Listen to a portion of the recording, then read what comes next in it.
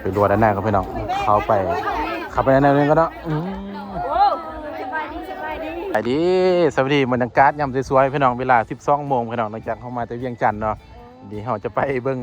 กะเกี่ยมงานพี่น้องงานหมู่พี่น้องเนาะหมู่เคยบวชเคยอยู่เคยกินนำกันพี่น้องนั่นแหละนี่กะเกี่ยมพี่น้องกำลังกะเกี่ยมงานพี่น้องย่างไปเทิงบึ้นนึงกันพี่น้องแมนเบิ่งเพิ่นย่างพี่น้องเนาะเดี๋ยวนี้กำลังย่างไปเบิ่งกะเกี่ยมงานพี่น้องมื้อแรกนี้เขาต้องได้ตูดพี่น้องมื้อแรกนี่นะนั่นแหละอันนี้คือบานน้ำดินพี่น้องคือเมืองปักลายพี่น้องเด้อแข่งสยามบุรีนั่นเองพี่น้องบรรยากาศยามสวยๆพี่น้องก็จักซี่เงาๆนิดนึงได้รถกระลายพี่น้องเพราะว่าเป็นบ้านที่ว่าติดเข้มทางหลวงพี่น้องแม่นยับเงาแด้พี่น้องกำลังย่างไปพี่น้องกับพ่อนะพี่น้องนี่ตัวแรกนี่ก็สิได้ตูดน้ำกันเลยพี่น้องตัวแรกแม่นคนก็สิหลากหลายนิดนึงยามสวยๆกำลังจัดงานเกี่ยมงานพี่น้องบ้านน้ำดินนี่ห้ามบริมากับปีกัวพี่น้องนี่ห้ามบริมานะตัวนี้มีรถแต่ว่าย่างเอาพี่น้องแม่นไปไม่ให้ลมวันนี้แป้งปลายเด้อปลายลมนะเกี่ยมงานพี่น้องย่างไปทำกันเนาะนี่มันบอกเนาะส่วนล้างเนี่ยมันบอกเคยนี่กันได้ไหมนะเคยจะฆ่าแล้วพี่น้องเป็นสร้างเราเนี่ยเป็นเนาะเป็นเคยแล้วมาเป็นสร้างพี่น้องเพื่อน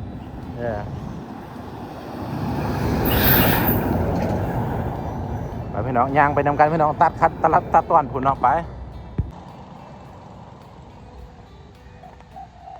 โอ้ผู้เพิ่นซื้อเครื่องซื้อของมากำลังซื้อมาพี่น้องเนาะอย่าแม่นั่นน่ะซื้อเครื่องมาฮะเนาะมาดองพอนแม่นบ่มาดองพี่น้องเด็กเอาเครื่องดองอยู่หุ่นเนาะเขาข้างนั้นบ่เขาข้างนั้นพี่น้องเนาะนี่ก็แม่นพี่น้องนี่น่าจะไปดองกันเลยพี่น้องนี่ไปนายางไปโซนรุ่มกันพี่น้องมื้อแรงนี่โอ้จะนักกระเต็มแล้วมื้อแรงนี่เฮาไปได้เอ้ยไปดีโดยลงไปลุ่มกันเลย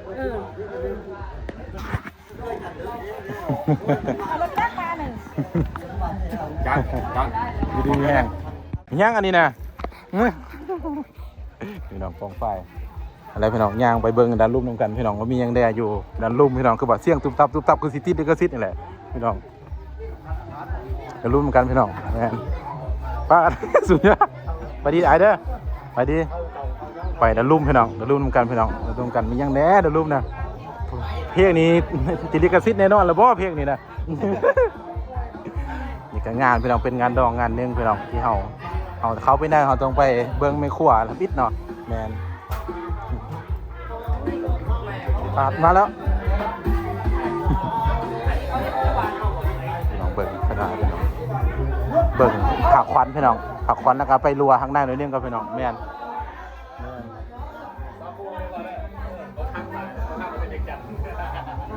เบิ้งพี่น้องนี่คนมดเขาต้องมาขั่วพี่น้องเราต้องมาเบิ้งขั่วกันทำบิดเนาะเป็นอย่างไรพี่น้องของฝ่ายเนาะแมนเขาพูดมาไอเนี่ยเปียกเขาเปียกก็แม่นเนาะมันแช่น้ำเนาะถ่ายลง YouTube พี่น้องปองปลายเป็นทำกันเนาะงานดองพี่น้องกำลังจัดเนาะมือแรกนี่จะเป็นงานแห่พี่น้องนี่ตำบักหุ่งวันนี้นะตำบักหุ่งตะมังละก่อเนาะโอ้ส่วนไลน์เป็นแต่ผู้หญิงพี่น้องเนาะมาดันส่วนไลน์เป็นแต่ผู้หญิงเนาะหลายเนาะนี่ว่าหมอยังไงนี่นะจับเบิ่งดูโอ้บ่เห็นมือเนาะ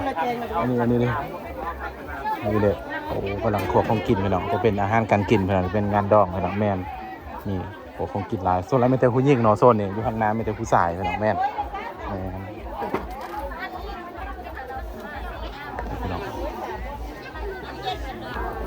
ไปรัวด้านหน้าก็พี่น้องเข้าไปขับไปด้านหน้านึงก็เนาะสบายดีอยู่ดีมีแห้งคือเก่าเป็นเอามาหอม เอามายังบ่มีคนนั้นเลยก็แต่โดนเลยแต่โดนเลยไปขายก่อนครับไปขายอะไร เขาเนี่ยได้จะเป็นงาน แล้วเข้ามาแมนครับคือน่าจะเป็นเขาซุกข้าวเหนียวพี่น้องนี่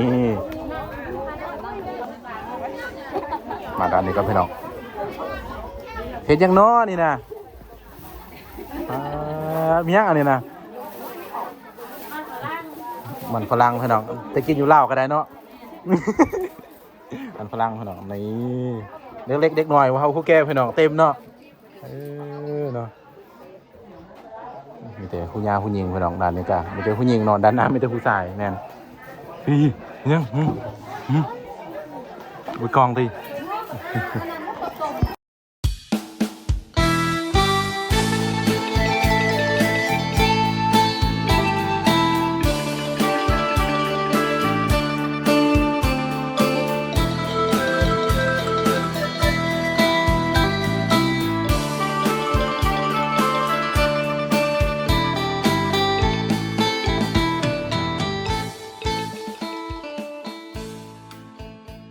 เก้พี่น้องปองป้ายนะบางทีเขาไปหาอยู่เงินดองพี่น้องเงินดองนะกำลังแบบเกี่ยมประคอประควันพี่น้องเนาะประมาณ2-3 โมงพี่น้อง2-3 โมงแรงขนาดจะคอตัวแขนพี่น้องเนาะอะไรป่ะนี่จับไปเบิ้งเพื่อนหลักการมาเบิ้งพี่น้องมาเบิ้งนะเดินเลยว่ามาเบิ้งงานแต่งพี่น้องเนาะมาเบิ้งที่พี่น้องต้องมาเบิ้งมือแรงซีเดฟอนนี่พี่น้องแน่น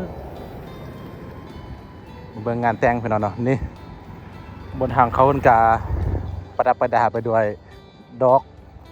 กหญ้าพี่น้องแต่มันดอกเหล่าพี่น้องเนาะน่าจะเป็นดอกเหล่าพี่น้องเนาะนี่เบิ่งพี่น้องเข้ามาด้านหน้าจะประมาณนี้พี่น้องนี่คือหูบเนาะประดับประดาไปด้วยแบบนี้พี่น้องครับวะนี่ก็งามเลยพี่น้องเนาะเห็นบ่งามลายพี่น้องบุญเลิศพี่น้องเนาะกับคูณพี่น้องนี่คืองานแต่งคนเองพี่น้องประดับประดาไปด้วยดอกเหล่าเนาะอะไรเมื่อแรงในเพื่อนอาจจะขึ้นมาหีพี่น้องเพื่อนเขาอยู่โซนอลุ่มเพื่อนเนาะตอนแรกอาจจะขึ้นมาหีพี่น้องหลังจากคู่คอตอกแขนแล้วบรรยากาศยามแรงพี่น้องแมนเมื่อแรงนี้คนน้าจะลายพี่น้องราคาน้าจะเต็มพี่น้องแมนตายอยู่ตอนแรกเนาะมันจะลายพี่น้องโอ้นี่เมียนี่อันนี้นะน่าจะแมนบอลฟอนละวงเนาะฟอนละวงนะแมนตัวนี้พี่น้องมีมักปี้เนาะกลัวยังไงพี่น้องเพื่อนเพิ่นดันน่ะเดี๋ยวเขาจะสู้มาเบิ่งเนาะนี่มะพร้าวก็มีมะพร้าวน้ำหอมบ่นี่มานี่คักบ่ส่วนร้ายกันนะงานดองหรือว่างานอันนั้นยูแฮลส่วนน้ำบดหรือว่าทางแข่งก็จะจัดเป็นหนีสบายพี่น้องจะซูมมาเบิ่งเนาะซูมเพื่อนเจ้าสาวพี่น้องเห็นบ่เห็นคนบ่นั่นแหละเพื่อนเจ้าสาวอยู่ด้านนั้นพี่น้องเต้ขึ้นมาจัดบอลจัดระวงอยู่ด้านนี้พี่น้องแมนก็เดินมันบกกวางก็ต้องมาจัดอยู่อีกพี่น้องเด้อนั่นแหละอันนี้คืองานดองอยู่บ้านน้ำดินพี่น้องเมืองปักลายแกงเสียงบุรีนั่นเองพี่น้องนั่นนะฮะเบิ่งสมาประกวดพี่น้องเบิ่งนะพี่น้องเบิ่งก่อนแมนมื้อแรกนี่คนเต็มเสื้อว่าคนเต็มมื้อแรกเนาะใจฟอนจะได้บู๊นะที่ฟอนพี่น้องนั่นแหละฟอนนำกันเนาะ นั่นแหละไปพี่น้อง